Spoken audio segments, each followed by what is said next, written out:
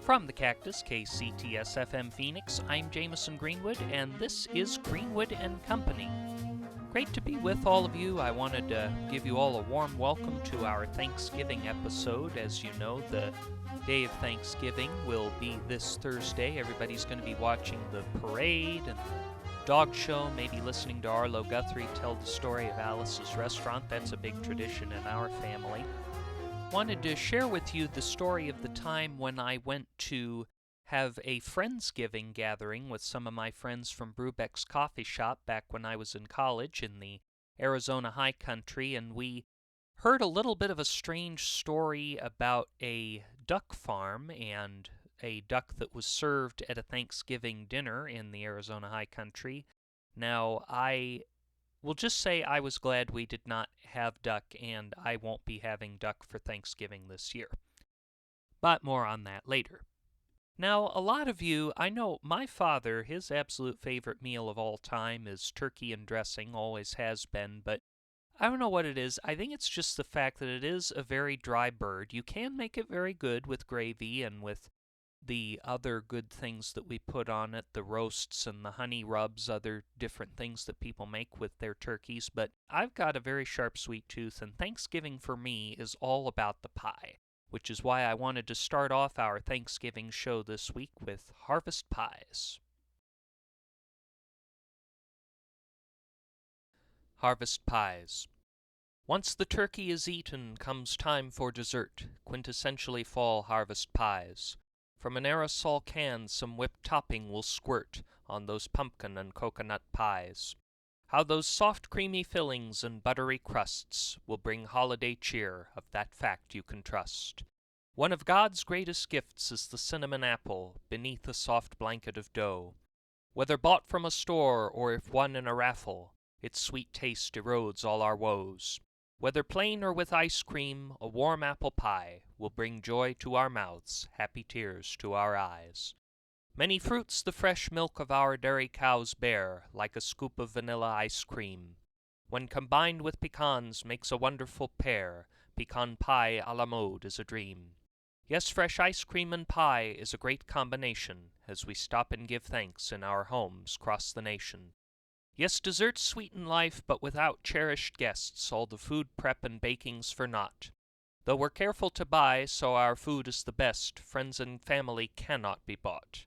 As we share the last course, which we hope never ends, let's give thanks for the food, for our family and friends.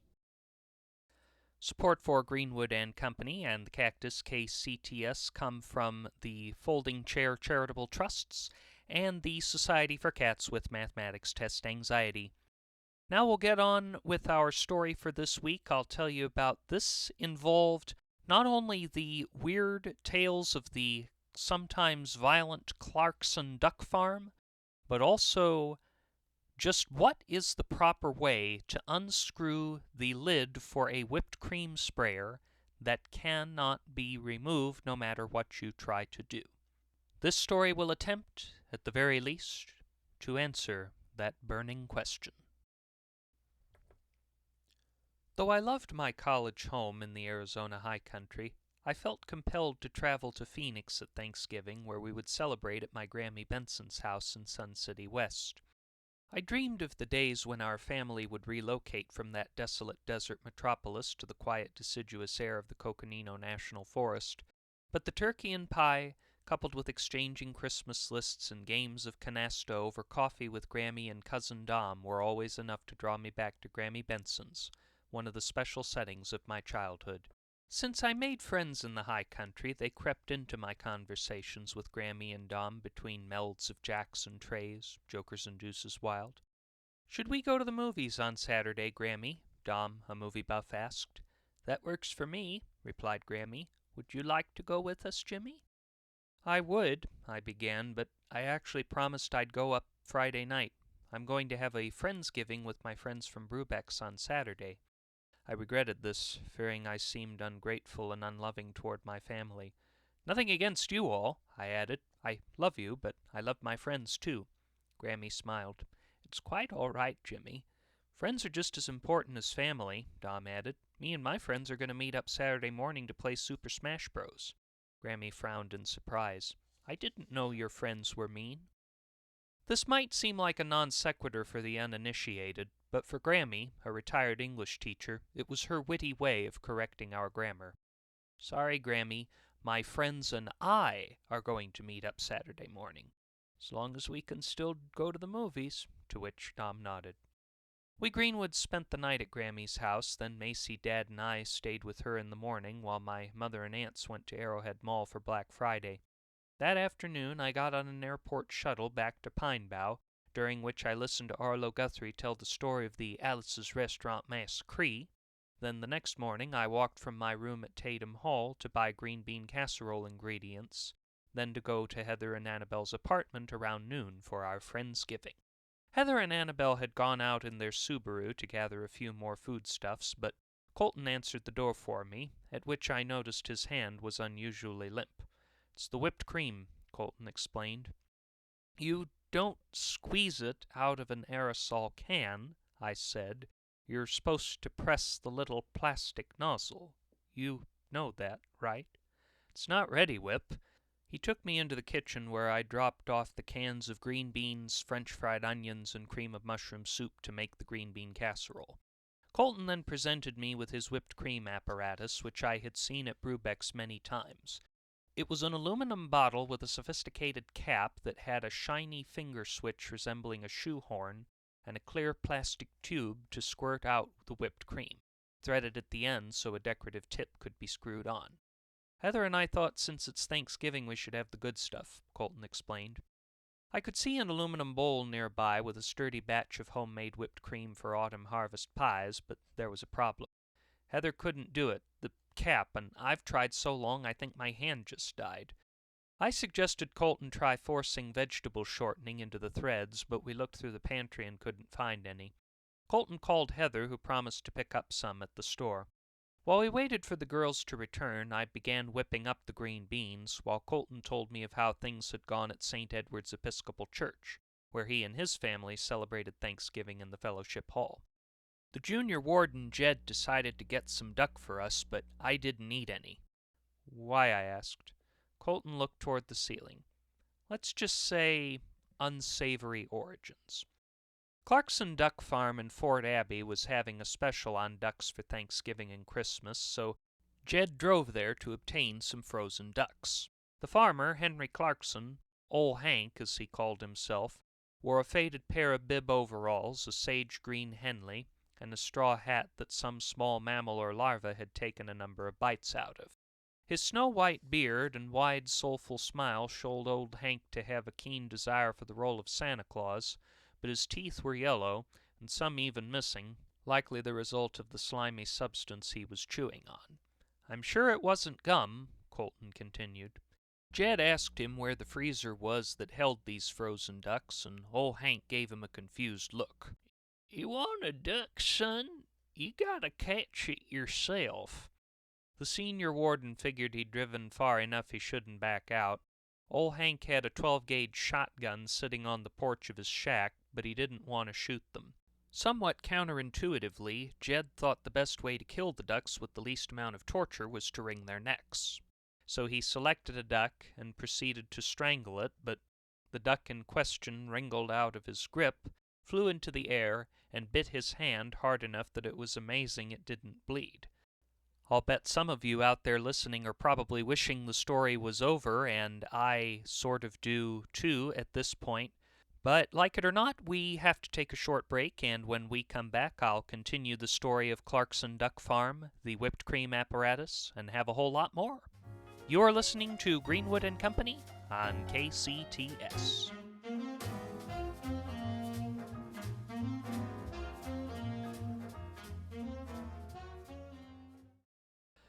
Is the hustle and bustle of food shopping for this Thanksgiving making you a little less thankful?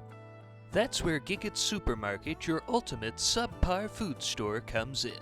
If you want to pay top dollar for a not very meaty Thanksgiving turkey, look no further. Full turkeys available now for only $75. One turkey not enough for your family?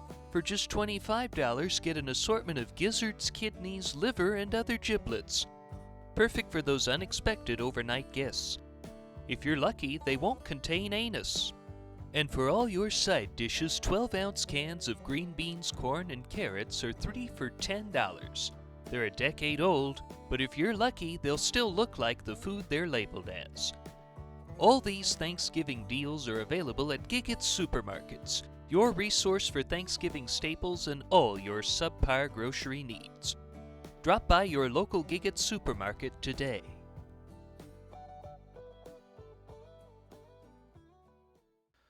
And welcome back. You are listening to Greenwood and Company on the Cactus KCTS, our Thanksgiving show, but unfortunately, I have to return to that horrible place, Clarkson Duck Farm. Several other ducks joined in their friend's defense, forming a flock as angry as a swarm of giant Asian hornets, until old Hank came up and shot one with his 12-gauge. "Do you want to chop the head off?" old Hank asked. "That's my favorite part." "No," Jed replied. "You sure? It's super easy." He shot a second one. The senior warden shook his head. "You want a picture of you holding both of them by the neck?" Jed declined the photo op and paid the $60 for the 2 ducks plus tax. The story made me ponder skipping the turkey, but Colton assured me that it either did not have an inhumane backstory, or if it did, it was kept under wraps so that none of us knew. Heather and Annabelle returned from Giggett's with the other groceries, dressed in matching autumn sweatshirts, mocha-toned with orange, brown, yellow, and red leaves on them. That's, Heather and Annabelle were dressed in them, not the groceries. "This was a great idea, Colton," Heather exclaimed. "Everything's 75% off since it's after Thanksgiving. You know I can't resist a bargain." Colton was the type of person who saves almost half his paycheck, clips plenty of coupons, and buys most of his clothes at thrift stores and estate sales. "Did you get the shortening for the whipped cream?" I asked. Annabelle began searching through one of her bags. "Right here, Jimmy." I tried not to get distracted by her smiling green eyes, but I still took the can of shortening from her a little more slowly than I should have. I tried slipping the shortening at the lowest threads on the whipped cream sprayer, but this did not do anything. Running it under hot water didn't help either. Grammy Benson once taught me that sometimes a tight lid on a jar can be loosened if you hit it on the edge of a kitchen counter, but in the case of this whipped cream container, it was another Pickett's charge. The girls offered to give it a try, but even Heather and Annabelle, who both go to the gym 3 times a week and hike and jog beyond that, couldn't twist off that stubborn lid. While Annabelle caressed her hand to relieve some of the pain she felt, Heather went to a crock-pot on the counter to empty the corn casserole into a serving dish.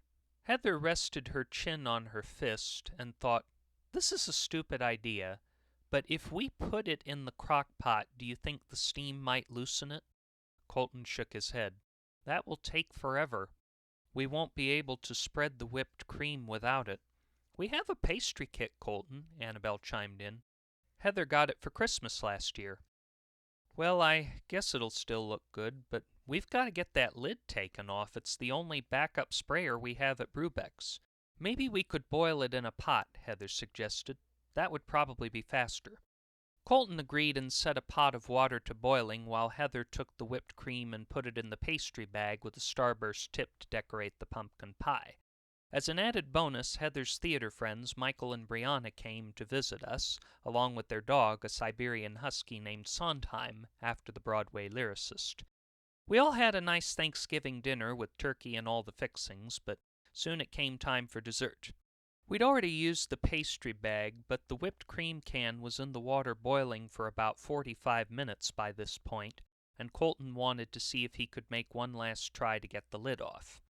Of course, despite his trying in every which way to unfasten the lid, it did not work. He finally decided that it would make more sense to just order a new one for the shop, and he threw the one that was boiling into the recycle bin. After this, we all enjoyed our dessert, and Heather, Annabelle, and Brianna offered to entertain us with some songs from Wicked, Hairspray, and other Broadway shows when we finished. Michael and Brianna were about to do a duet on A Whole New World from Aladdin, with Annabelle providing accompaniment on her saxophone, when we heard a crash in the kitchen. Well, as you might suspect, this was Sondheim, who, as you might also suspect, had knocked over the recycle bin. Yet it was not that which shocked us. It was what he clutched in his mouth. None other than the cap from the whipped cream can. Yet what was not present in his mouth with it was in fact the can itself. None of us humans had the wisdom to unfasten that stubborn lid, yet one four-legged friend had no trouble. Only problem with it now were the teeth marks on the tube to spread the whipped topping. So the trick, if you cannot fasten a lid, is ask your four-legged friend to do it for you. And because this is Thanksgiving, I suppose let's all remember to be thankful for our cats, dogs, and other animal companions. You are listening to Greenwood & Company on KCTS. Thanksgiving's a time of year to make memories, but if you'd rather forget this year's holiday dinners, Giggett's Supermarket has just what you need. For the sophisticated crowd who love only the finest wine, we've got our exclusive bottles of Liquide Moteur. Looks like Napa Valley, but bottled in Fresno. Your choice of Chardonnay, Pinot Noir, White Zinfandel, or Port, all with that classic nauseating taste. Need something stronger, like whiskey or bourbon? If you love Jack Daniels, you'll tolerate Ubriaco.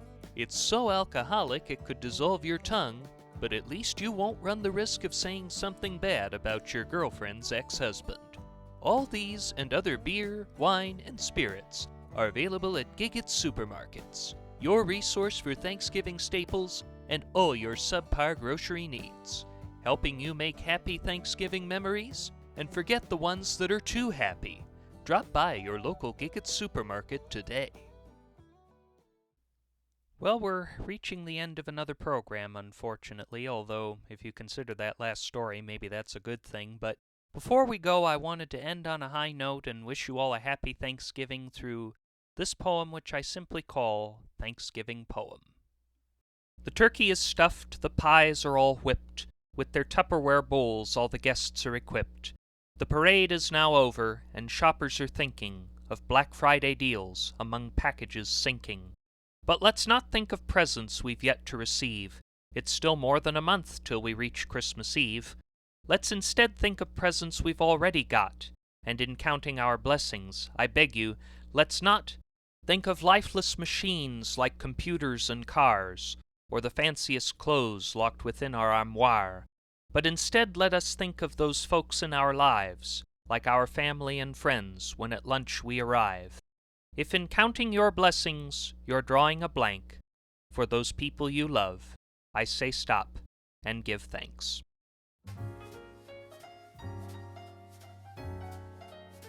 That brings an end to this week's Greenwood & Company. Our show was created and hosted by yours truly and was written by him along with James Salison and Minnesota Martinez.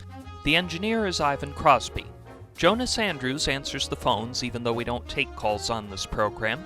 The theme was composed by Martin Landstrom, and our costumes are provided by Grandma's Garage Thrift Shop. All the characters, settings, and situations depicted in this program, along with all advertised products, are entirely fictional, and any similarities to products, events, or persons, living or dead, is entirely coincidental. Also, KCTS is not an actual radio station. Be sure to like and leave a comment on this podcast, and make sure to follow us on Spotify to get more information about new episodes. And be sure to share this podcast with your friends. Just a reminder to please be careful if you are going out on the 101, the 17, or Route 66 tonight. I'm Jamison Greenwood, and until we meet again, stay healthy, stay safe, and stay young at heart. Good night. This is KCTS FM Phoenix. Stay tuned for Lacking in Substance.